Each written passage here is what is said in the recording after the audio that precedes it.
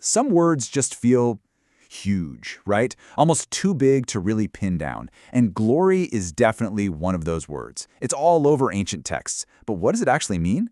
Well, today we're going to try and unpack it, tracing what it means through some really foundational sources. So yeah, let's get into it. So right out of the gate, we get this incredible verse from the book of Isaiah, and notice it's not just a nice thought, it's a command, an invitation to do something. Arise, shine.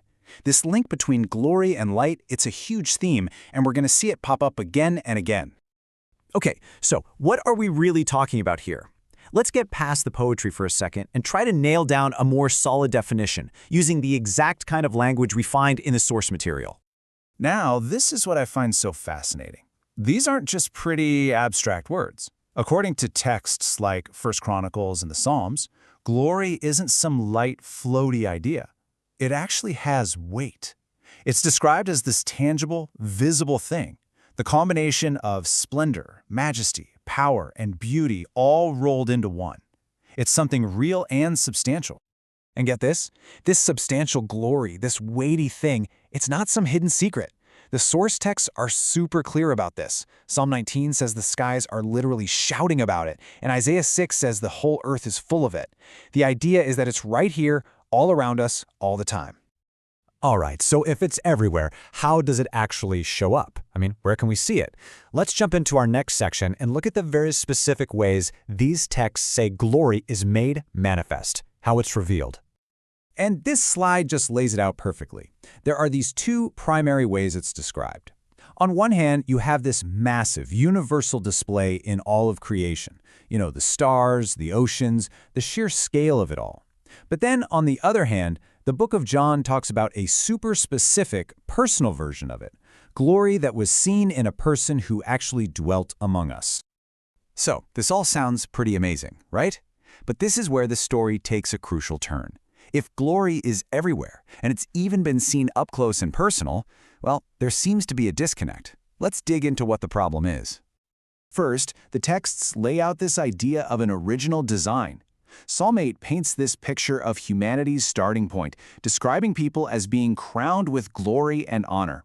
The whole idea here is that humans were made to reflect this very same quality, to be a part of it all. And that's the central question, isn't it? If the universe is just bursting with glory, and people were literally designed to be crowned with it, why the gap? Why don't we see it or feel it all the time? What went wrong? And boom, here's the answer that the source material gives, spelled out really clearly in the book of Romans. It's blunt and it's direct.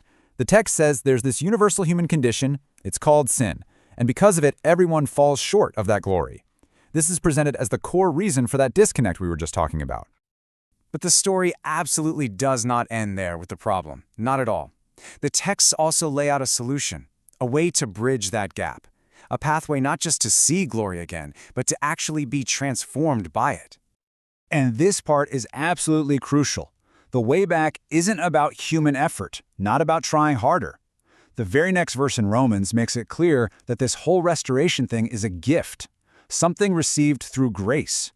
This completely reframes it as something that is done to you, not something achieved by you. And the book of 2 Corinthians breaks this transformation down into this really cool, dynamic process. It all starts with beholding. That means actively looking at, focusing on this glory. And the result of that looking is being transformed into that same image. But it's not a one-and-done deal. It's a progression, a journey, moving from one degree of glory to another. It's a living, breathing change. Okay, so we've gone from the definition to the problem to the transformation. For this last part, let's see how this huge internal change is actually supposed to translate into real, everyday life. This is where the rubber meets the road. The tone in the text really shifts here, doesn't it? It becomes this direct, personal instruction. It says that the inner change has to have an outer physical expression.